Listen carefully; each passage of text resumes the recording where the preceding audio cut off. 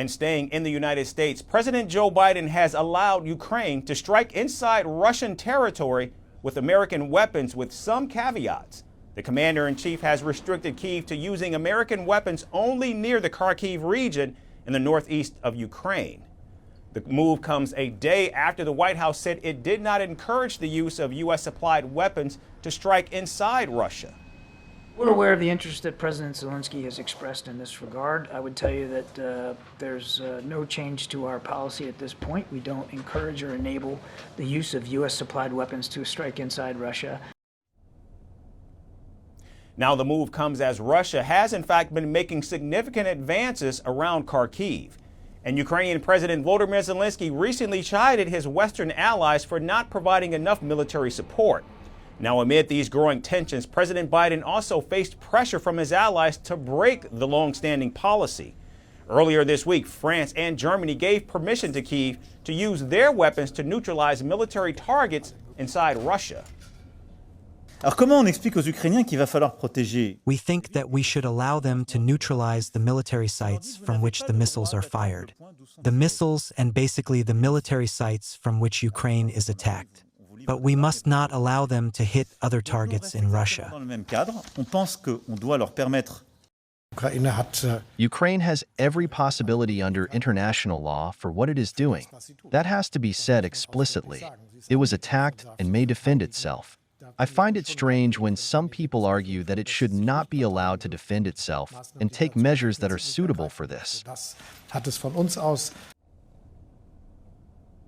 Now, reports say Kyiv has been allowed to use American anti-aircraft weapons in both Ukrainian and Russian airspace, but it cannot target Russian aircraft that are on the ground inside Russia.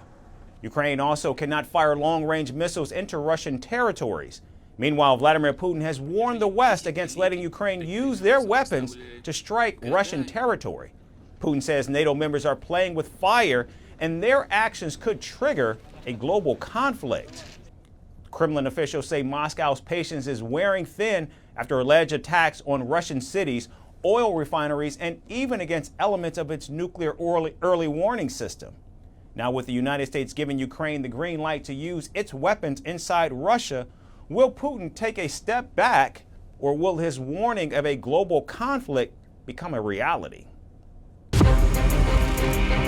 From impeachments to inaugurations, if it's a political story, we are on the scene. The race for the White House is heating up. We're beating Biden. How dare he say that? If it's breaking news, we're live with the latest coverage. From the White House, the State Department, and Capitol Hill, we know the issues, but above all, we know the players to bring you the latest in-depth analysis on all the key stories that we're covering. I'm Eric Ham. Join me from Washington here on Firstpost America.